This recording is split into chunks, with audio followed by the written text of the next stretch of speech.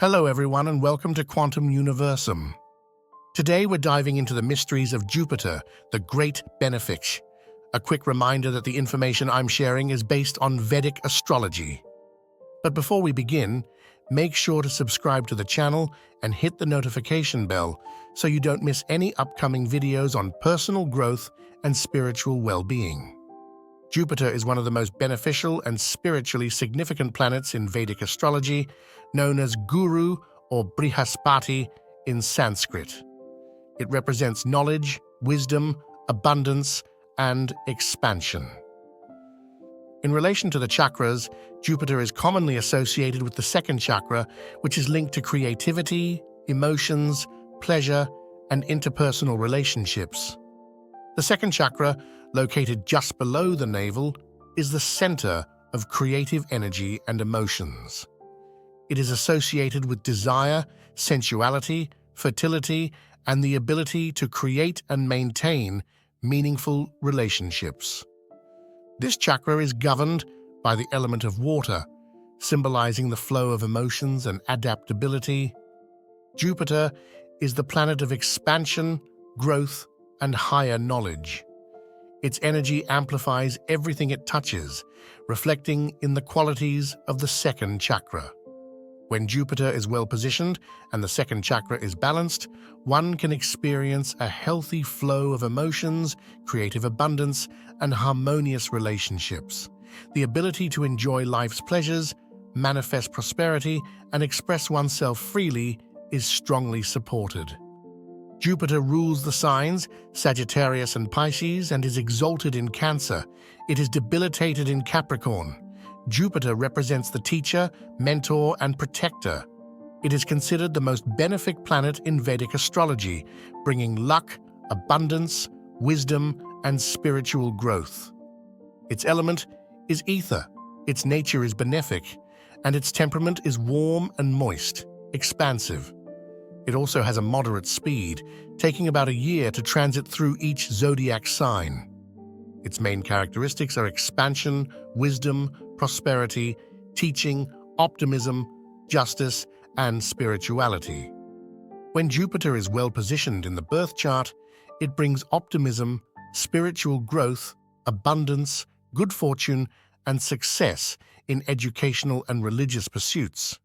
A person with a strong Jupiter tends to be generous, confident, and inclined to help others. Jupiter also expands the houses it occupies, bringing benefits to the areas of life it governs.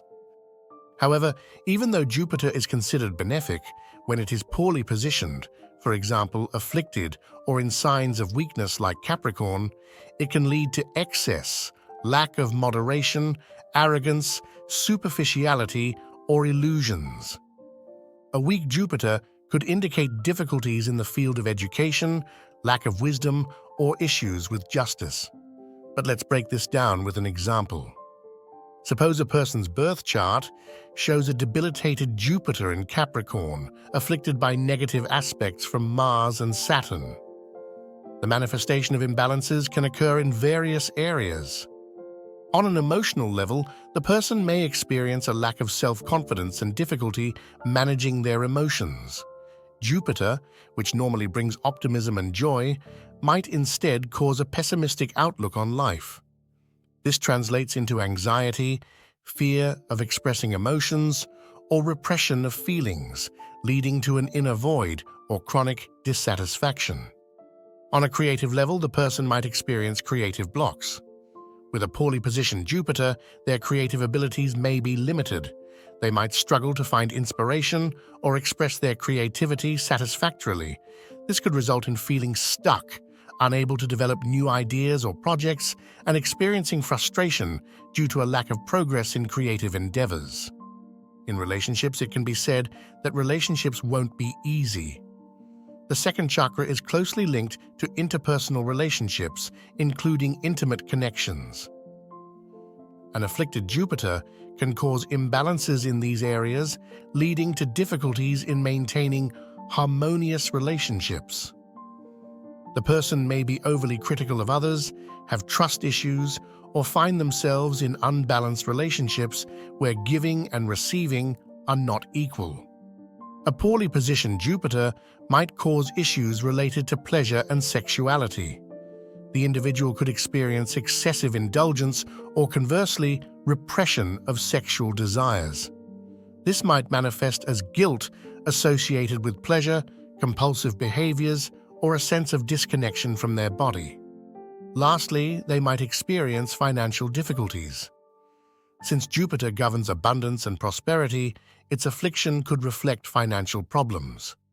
With an imbalanced second chakra, the person might have a problematic relationship with money, oscillating between overspending and fear of spending. They might also lack the ability to attract and maintain wealth in a balanced way. Jupiter's transits are generally favorable and bring opportunities for growth and personal development. During the period Dasha, governed by Jupiter, one can expect expansion in many aspects of life, especially in terms of knowledge, wealth, and spirituality. The impact it has on the various houses of the natal chart where it is positioned is very significant. Let's take a look at some key points of Jupiter in the different houses. First house brings optimism, self-confidence, robust health, and a generous attitude. Second house favors financial gains, a pleasant voice, and high ethical values. Third house expands communication and relationships with siblings, bringing success through intelligence and initiative. Fourth house indicates domestic abundance, love for the mother, and valuable real estate. Fifth house enhances creativity, success in higher education, and good relationships with children. Sixth house helps overcome enemies and difficulties, but could indicate excesses in food or debts. Seventh house brings a happy marriage, prosperous partners, and success in business. Eighth house favors inheritance, occultism, and regeneration, but can amplify emotional crises. Ninth house strengthens religiosity, spiritual journeys, and general luck. 10th house indicates professional success, fame, and public respect. 11th house brings influential friendships, great gains, and fulfillment of desires. 12th house indicates spiritual expenses, inner growth, and possibilities of isolation or charitable work. Let me clarify what I mean by spiritual expenses. The 12th house is associated with spirituality, inner search, and liberation from the cycle of karma. Jupiter, being the planet of wisdom, religion, and abundance, when positioned in this house, tends to make a person dedicate significant time and resources to their spiritual growth. This might manifest as spending money on attending spiritual retreats, meditation courses, or buying spiritual books and tools.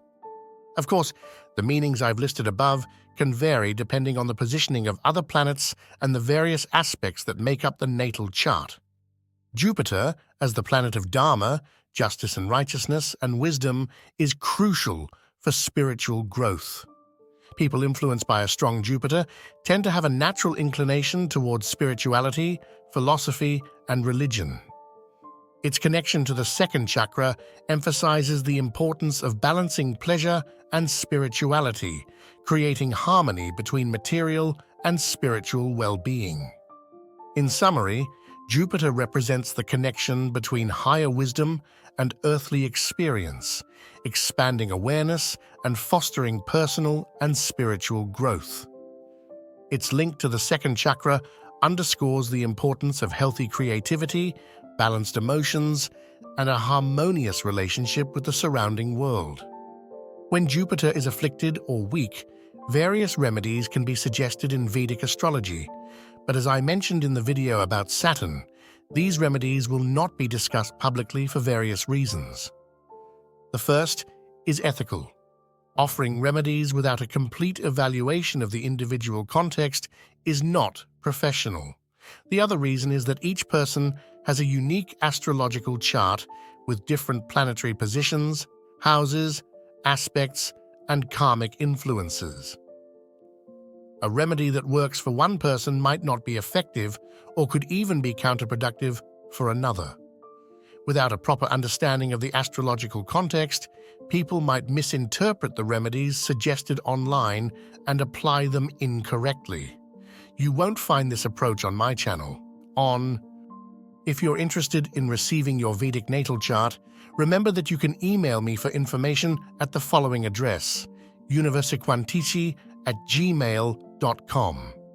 As always, thank you for following me in this video, and if you enjoyed it and would like to see more videos like this, don't forget to let me know by liking and leaving a comment. See you soon in the next video.